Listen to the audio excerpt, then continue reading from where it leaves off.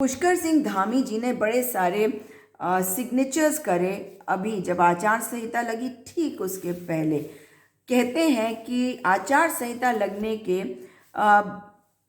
72 घंटे पहले से जो सिग्नेचर शुरू हुए तो वो थमे नहीं। और मैं आपको बताना चाहती हूँ कि किस किस चीज़ के लिए उन्होंने वित्त की अनुमति दी। तो वित्त स्वीकृति दी है उन्होंने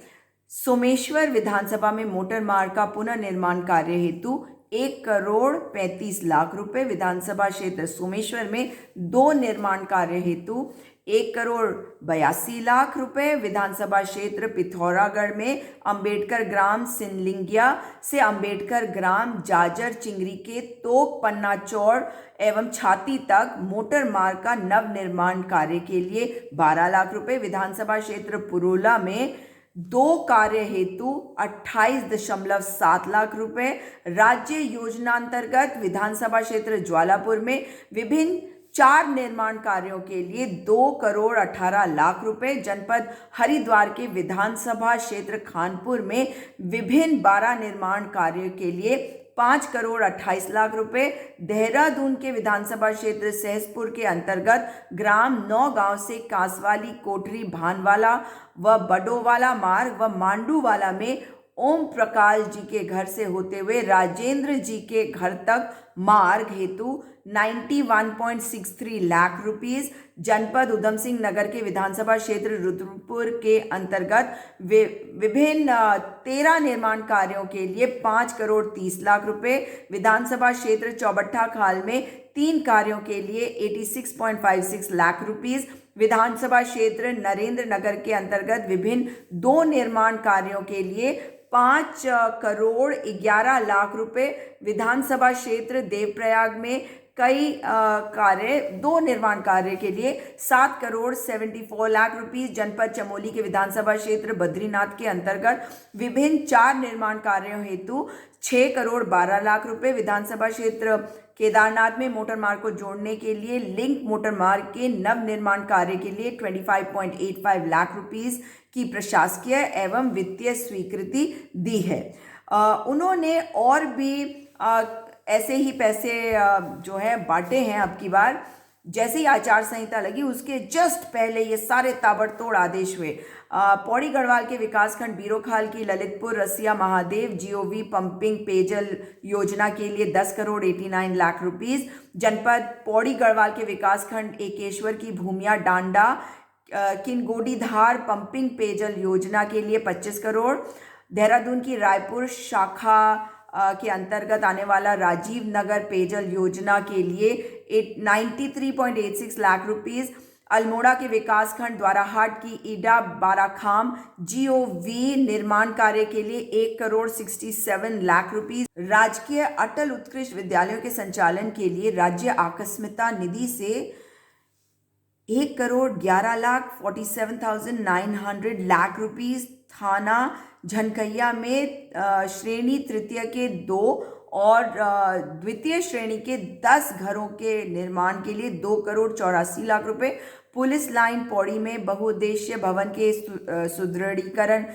कार्य के लिए 4,09,00,000 रुपए, थाना थलीसैंण जनपद पौड़ी के 4 आवासों के निर्माण के लिए 99.56 लाख रुपीस, जनपद पिथौरागढ़ के थाना गंगोली हाट में तृतीय श्रेणी के 4 और द्वितीय श्रेणी के 10 आवासों के निर्माण के लिए 3,91,00,000 रुपए, गंगोली हाट में अनावासीय प्रशासनिक भवन के निर्माण के लिए 2,40,00,000 रुपए, ग्राम प्रधानों के कोविड फंड से धनराशि प्रदान किए जाने के लिए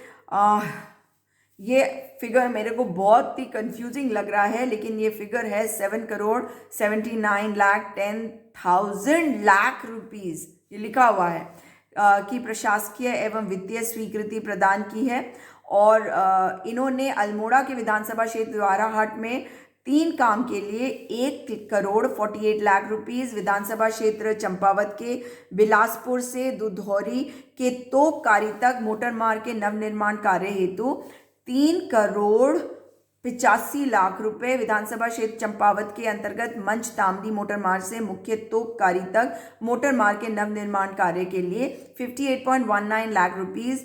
बद्रीनाथ के अंतर्गत 2 अलग अलग निर्माण कार्यों के लिए 62.58 लाख रुपीस। चौबट्टा खाल में 8 निर्माण कार्यों के लिए 1,95,00,000 रुपए। नरेंद्र नगर में 3 कार्यों के लिए 9,10,00,000 रुपए। केदारनाथ के अंतर्गत वरईधार से प्राथमिक स्वास्थ्य केंद्र देडा होते हुए तल्ला बरंगाली तक मोटर मार्ग के निर्माण के लिए 6 लाख रुपए। विधानसभा क्षेत्र रुद्रप्रयाग में मोटर मार्ग के विभिन्न 4 निर्माण कार्यों के लिए 2,25,00,000 रुपए। विकास नगर जलोत्सारण योजना के अंतर्गत 600 MA व्यास की मेन ट्रंक लाइन बदलने की योजना के लिए 1,86,00,000 रुपए। पौड़ी गढ़वाल के विकासखंड थलीसैंण की बीडा हंसुडी GOV पंपिंग पेयजल योजना के लिए 12,90,00,000। हरिद्वार के विकासखंड लक्सर की सुल्तानपुर आदमपुर ट्यूबवेल पंपिंग पेयजल योजना के लिए 8,10,00,000 रुपए। प्राविधिक शिक्षा निदेशालय श्रीनगर के भवन निर्माण हेतु 50 लाख रुपए के साथ ही जनपद उधम सिंह नगर के अंतर्गत गदरपुर बस अड्डे निर्माण के लिए 3,49,00,000 रुपीस की प्रशासकीय और वित्तीय स्वीकृति प्रदान की है। और ये ऐसा क्यों किया गया है जब आचार संहिता बस लगने ही वाली थी। अगर सरकार में आप थे तो आपको ये सारे काम पहले करने चाहिए थे। इसका मतलब है कि 5 साल, ऑलमोस्ट 5 साल अभी हुए नहीं हैं, आपने लोगों को इस बदहाल तरीके से रखा, सड़कें नहीं बनाई और अब अचानक से आपकी नींद खुली है क्योंकि अब चुनाव आने वाले हैं और लोगों को लगना चाहिए कि काम हो रहा है और पैसा आ रहा है। तो क्या ये पैसा बजट में सैंक्शन नहीं हुआ होगा? तो जब आपने बजट एलोकेशन किया था, और बजट तो आप इंटरिम बजट भी लाए थे, उसके पहले भी जो मेन बजट आया, और वो बजट जब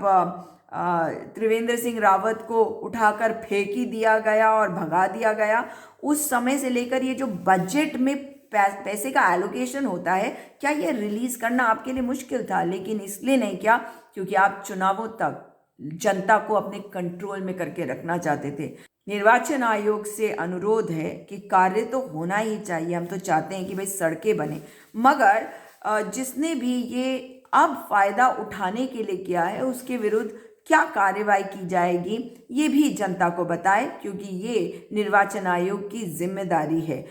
मॉडल कोड ऑफ कॉन्डक्ट लागू होने के जस्ट पहले अगर कोई सरकार इस तरह से करती है, इसका मतलब होता है कि उस सरकार को पता है कि मॉडल कोड ऑफ कॉन्डक्ट लागू होने ही वाला है, इसलिए ताबड़तोड़ इस तरह के फैसले करती है। इस तरह के फैसले पूरे साल में क्यों नहीं हुए? अगर हुए हैं तो अलग बात होती है, और नहीं हुए हैं तो उम्मीद कर रही हूँ कि निर्वाचन आयोग इसमें कार्रवाई अवश्य करेगी। चुनाव आयोग का कहना है कि इलेक्टोरल रिफॉर्म्स आए हैं, लेकिन सिर्फ कह भर देने से काफ़ी नहीं होता, उसको करके दिखाना ताकि लोगों को दिखे कि वो हो रहा है, वो आवश्यक है। तो उम्मीद कर रही हूँ कि चुनाव आयोग संज्ञान लेगा और कार्रवाई करेगा उन अधिकारियों, उन नेताओं पर, उन मंत्रियों पर, उन मुख्यमंत्री पर जिन्होंने ये सारी योजनाओं के लिए पैसा अब एलोकेट किया है। जनता भ्रमित नहीं होगी, मगर इलेक्शन कमीशन के लिए आवश्यक है कि वो लोगों को ये दिखाए भी कि वो जो कहती है वो करती भी है। अगर कुछ गलत हुआ है और हम सब देख सकते हैं तो आप कार्रवाई करेंगे।